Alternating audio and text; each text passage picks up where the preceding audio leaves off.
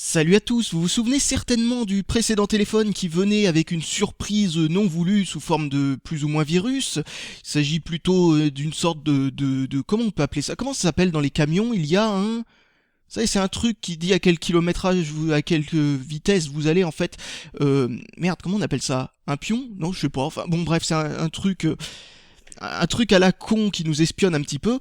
Et donc, je l'ai eu pour une somme absolument minable parce que vous voyez tout de suite à travers le papier bulle qu'il s'agit d'un clone de Samsung Galaxy S je sais pas combien avec le contour orange, donc le vendeur n'arrive absolument pas à les vendre.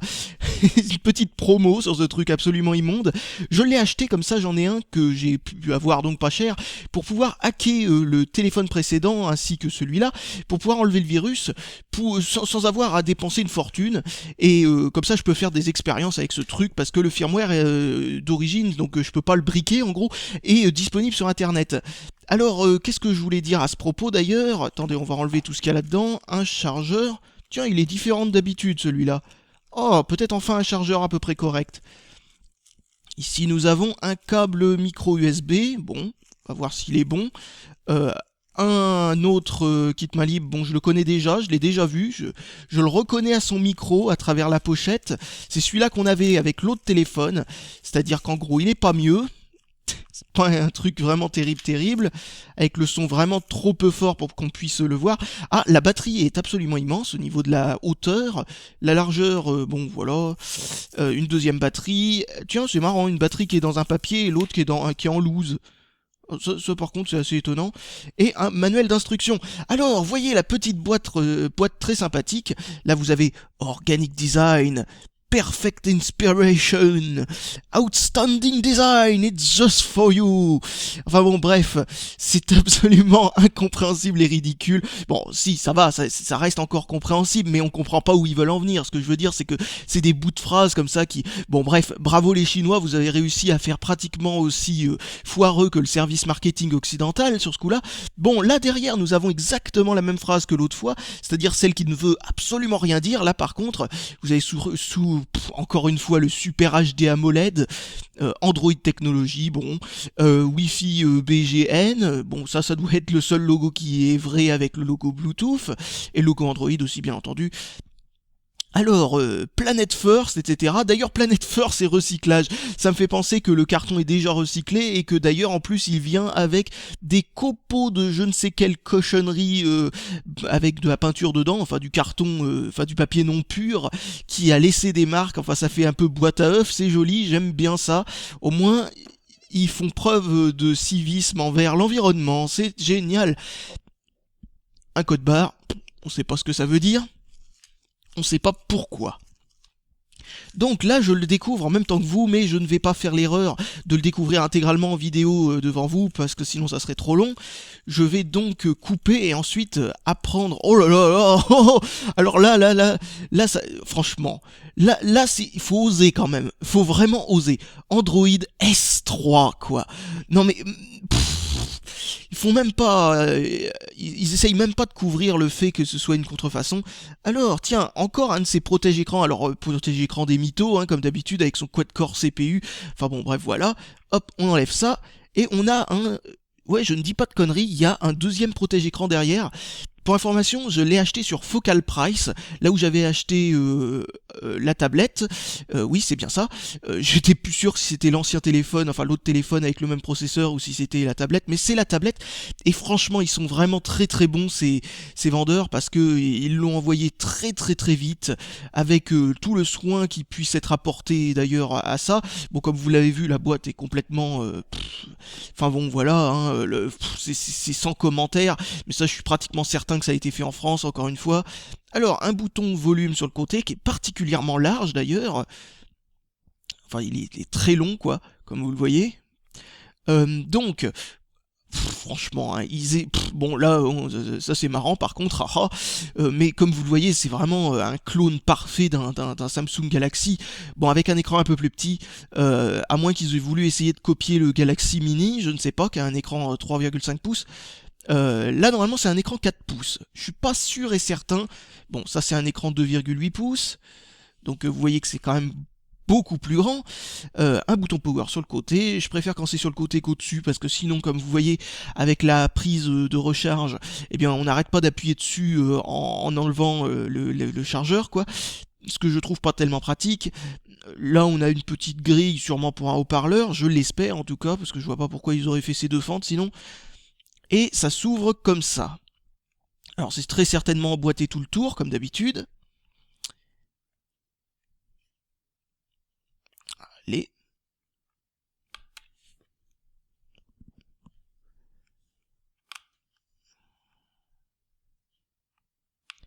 Alors j'essaye d'être délicat en ouvrant ces trucs là parce qu'on sait jamais la qualité du plastique. Bon, ça a l'air à peu près correct. Mais bon, là c'est vraiment ça a l'air, hein, parce que j'ai pas encore eu le temps de vérifier ça. Alors, tac. Voilà. Alors ils ont pas fait l'erreur, comme l'autre téléphone d'ailleurs, à ce que je vois, de faire en sorte que le bouton power soit incrusté dans la partie qui se détache, mais en fait ils l'ont incrusté dans la partie qui reste sur place. Et ça c'est vraiment génial, parce que comme ça on peut passer l'ongle au-dessus du bouton power sans avoir à se faire chier à... Hop.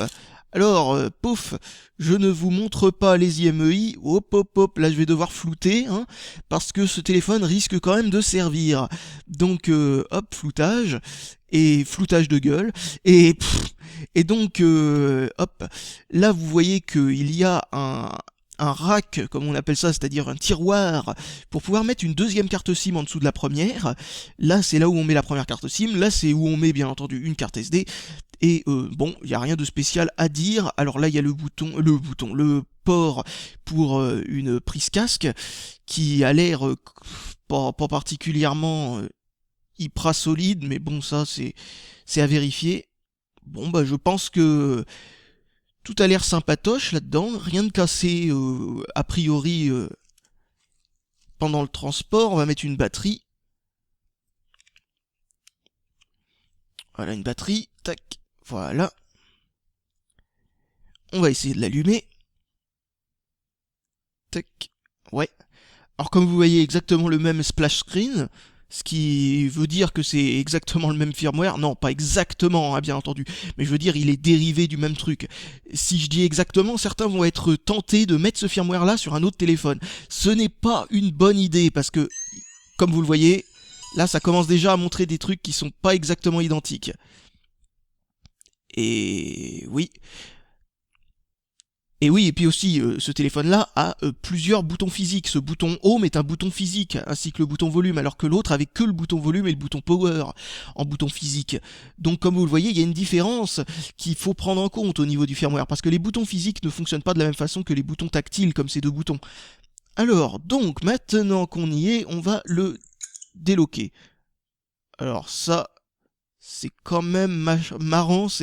Alors là, franchement, j'avais jamais vu ce fond d'écran Android avec les notifications dans des petites bubules. Ça, c'est particulièrement bizarre. Bon, j'appuie sur Home. Donc, l'écran a l'air de marcher très très bien. Je ne sais pas la résolution qu'il a, mais ça doit être assez faible. Il faut que je me rapproche pour regarder. Alors c'est tout à fait convenable, hein, mais en effet c'est une résolution qui n'est pas à toute épreuve, hein, bien entendu. C'est pas... Alors ça c'est un truc que Dark a vu sur son téléphone, enfin sur le téléphone donc, que je lui ai passé. Et donc comme vous voyez, ça c'est un truc que j'avais pas remarqué. Mais il y a plusieurs rangées dans cette espèce de truc que je trouve absolument affreux là, qui se met en haut et qui prend de la place sur le truc de notification qui contient déjà pas beaucoup de choses. Et donc, comme vous l'avez vu, on a plusieurs panneaux, comme celui-là par exemple, qui permet de désactiver le Bluetooth, etc., etc., etc. Alors que moi, d'habitude, j'ai l'habitude de mettre un widget dedans. Attendez, je vous trouve ça. Voilà, Power Control, tiens, c'est marrant, il y a très peu de widgets qui sont donnés avec dans celui-là. Alors oui, comme vous le voyez, ce widget-là, j'ai l'habitude de l'installer. Et ben là, comme je sais pas comment désinstaller ce truc-là, il faudra que je regarde, eh bien... il va falloir que je sais plus ce que je voulais dire. Oui, il va falloir que j'utilise ce truc-là. Enfin bon, voilà, si je peux pas le désinstaller. Alors donc voilà les cochonneries qui sont mis avec. Comme vous voyez, imitation Samsung, hein, parce qu'ils ont foutu ces quelques icônes indéplaçables en bas. Quelques petits menus. Est-ce que nous avons le Google Play Store? Oui, nous l'avons. Alors, je vais passer un petit moment pour pouvoir configurer ce truc-là. Et qu'est-ce qu'il fallait que je fasse déjà? Qu'il fallait que je vérifie? Ah oui, s'il y a le virus qui est donné avec. Oh, ils font chier à mettre Go quoi d'ailleurs, Go Keyboard comme clavier par défaut parce qu'on est obligé de désactiver toutes les langues à la con là au premier démarrage. Pour information, tout était coché, je veux laisser que anglais et français et ça prend de la place pour rien, toutes ces langues à la con qui vont se mettre à jour et qui vont remplir le déjà très restreint espace mémoire qu'il y a à l'intérieur de ce truc. Donc ça aussi, si je peux router ce truc, il va falloir que je fasse une ROM modifiée de ce machin parce que vraiment c'est ridicule, hein. Voilà, voilà. Alors, nous voici sur Google Play. Oui, j'accepte. Hop, on va cliquer là. Et qu'est-ce qu'il faut que je cherche comme programme? Alors, un petit programme qui pourrait être intéressant. Ghost Commander.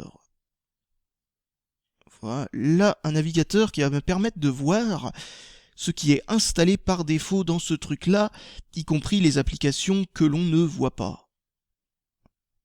Parce qu'elles nous sont cachées, oh les vilaines. Ah tiens, je viens de voir que le firmware est encore en anglais, et... Tiens.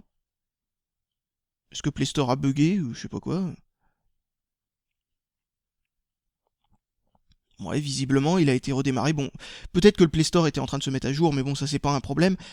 Mais comme vous le voyez, hein, quand on redémarre le Play Store, ensuite il reprend où on en était avec les trucs qui étaient interrompus. Donc voilà, il a été installé, ça va vite, hein. Qu'est-ce que je voulais montrer déjà? Attendez. Ah oui, comment mettre en français? Parce que ça c'est un truc que je vous ai sûrement jamais montré. Donc on appuie sur Home, parce que je faisais ça à chaque fois hors vidéo. Donc ensuite on va là-dedans, et là on a pop pop pop, où c'est que c'est langue et clavier. Là, sélectionnez la langue. Hop, vous passerez en ralenti si vous avez pas vu ce qui s'est passé, coucou on me voit. Enfin bref. Et donc, voilà, normalement, le truc est en français et on fait pareil avec le clavier Android. Tiens, ils nous ont pas enlevé le clavier Android par défaut ce coup-ci Attends, je sais pas. S'ils nous ont pas enlevé le clavier Android par défaut, ça m'arrange. Parce que comme ça, je pourrais désinstaller le clavier qu'ils ont installé à la con là, en plus du clavier original, avec, enfin, sans avoir à trouver un remplacement. Parce que sinon, on n'a pas de clavier, ce qui est un peu con. Alors, mode de saisie. Et oui, il y a le clavier d'origine d'Android dedans. Et ben ça c'est bien, parce que le clavier d'origine d'Android est pas trop mauvais. Voilà. Allez hop, ça c'est fait. Ghost Commander a été installé. Hop, il n'y a plus qu'à l'ouvrir. Tac. Maintenant, on va ici. On revient en arrière. Là, il me dit que c'est pas bien, mais on s'en fout. Voilà. Ensuite, on va aller où? On va aller dans... J'espère que vous voyez correctement. On va aller dans Système. Puis on va dans attendez, ça va me revenir. C'est dans App, hein, tout simplement. Et ensuite, il y a un truc qui s'appelle... qui commence par un E, il me semble. Voilà, il est là. Donc le virus, vous voyez, c'est celui-là qui est juste au-dessus de mon doigt, hein, pas celui-là auquel j'ai cliqué, ça c'est la radio FM. Celui-là, là. Vous voyez, ce programme, dont vous voyez le nom ici, le vrai nom, est un virus à la con qui envoie des SMS en Chine, youpi. Donc il va falloir le supprimer, comme ce truc n'est pas routé, enfin je pense qu'il n'est pas routé, on va voir ça tout de suite. Supprimer, supprimer, alerte, non, ça ne veut pas. Donc il n'est pas routé par défaut. Et comme il n'est pas routé par défaut, eh bien il va falloir le faire soi-même. Et comme vous l'avez vu, cette machine-là est extrêmement dure à router. Alors on va voir ça tout de suite, si c'est pareil pour celle-là. J'ai essayé de cliquer là. Ah bah j'y suis en fait, mais je sais pas pourquoi ça a envie de défiler dans le sens inverse. Donc qu'est-ce que c'était qu'il fallait chercher? Il fallait chercher... Ça va revenir... Xray.io, et je comprends pas pourquoi ça arrête pas de, de bouger dans tous les sens. Qu'est-ce qu'il a le navigateur par défaut avec ces conneries? Donc Xray.io, voilà... Et on va voir s'il y a une faille exploitable. Mais logiquement, exactement comme le téléphone précédent, ce truc est sans faille. Donc c'est bien pour se protéger des virus qu'un téléphone soit sans faille. Malheureusement, le problème n'est pas de pouvoir s'empêcher de mettre des virus dedans, c'est de pouvoir enlever celui-là qui est déjà dedans. Et ça par contre c'est vraiment con. C'est que il faut aussi une faille pour pouvoir revirer le virus quand il a été envoyé par le constructeur, ce qui est complètement con. Enfin, c'est pas vraiment un virus, hein, bien entendu, c'est un truc qui sert à faire des statistiques sur l'utilisation des téléphones en Chine, mais on n'est pas en Chine, et donc du coup, il envoie des SMS surtaxés, vu que c'est à l'international, en Chine. Le fichier a été téléchargé, voilà, on fait ça. Visiblement, installer des trucs de source inconnue avait été désactivé. Et merde, maintenant on est obligé d'aller le chercher dans téléchargement. Donc on va dans application, hop, téléchargement est où? Téléchargement est là. On clique là et on fait installer. Donc on va attendre un petit moment, voilà, maintenant que c'est installé, c'est bon. C'est bien, on a l'impression que c'est en accéléré ce que je suis en train de faire, parce que c'est des téléphones qui ont de la mémoire interne qui est pas tellement lente, hein, elle est au contraire plutôt rapide, et le processeur aussi, donc du coup ça va plutôt vite, hein, pour un truc qui coûte aussi peu cher. Combien je l'ai acheté déjà? 45 €, un truc comme ça? Non, peut-être un peu plus. Je sais plus, enfin en tout cas je l'ai pas acheté cher, c'est le téléphone le moins cher avec un écran 4 pouces. Comme je vous l'ai dit, je l'ai pas acheté cher parce que la même version avec le contour d'une couleur normale, genre blanc, gris, noir, parce que le téléphone est intégralement noir, ou soit enfin, ce genre de truc, coûte 10 € de plus. Donc c'est particulièrement incroyable de voir que avoir fait l'erreur de faire un contour orange permet comme ça de faire économiser énormément d'argent pour ceux qui en ont rien à foutre. Donc, ça analyse toutes les failles, et comme vous voyez, il n'y en a absolument aucune qui est en train d'être confirmée. Et oui, absolument aucune faille. Donc ça par contre c'est particulièrement casse-couille. Bon, donc il va falloir que j'utilise mon propre tutoriel, parce que oui, vous ne le savez peut-être pas, mais à mes heures perdues, je suis un petit hacker vilain et tout ça. Non, je déconne, au contraire, je m'amuse à enlever des problèmes que l'on trouve dans des périphériques de ce genre, ou à faire en sorte de détourner leur utilisation, genre par exemple transformer un petit routeur Wi-Fi en un ordinateur complet qu'on peut transformer en gros en serveur de fichiers en branchant un disque dur sur un port USB ou ce genre de conneries. Enfin bref, je m'amuse à faire des tutoriels là-dessus, ou à carrément, comme dans le cas de ces processeurs-là, de créer pratiquement la technique qui va avec. Enfin bon bref, donc j'ai fait un tutoriel là-dessus que j'ai pu tester théoriquement, mais pas pour l'instant en pratique. Il me fallait ce téléphone-là pour pouvoir tester ça en pratique, et pouvoir rendre officiel ce nouveau tutoriel qui permettrait de router n'importe quel téléphone avec cette marque de processeur. Oh que c'est amusant de pouvoir s'amuser avec le fond d'écran qui a des bulles à éclater. On se croirait en gros dans comment ça s'appelle là, le fond d'écran qu'il y a dans la Homebrew Channel qu'il y a sur la Wii. Donc voilà, c'est amusant, et voilà, je crois que je vais pouvoir me familiariser avec ce truc un peu plus en profondeur, hors caméra, pour pouvoir vous faire une vidéo complète là-dessus. Allez, salut à tous et à la prochaine!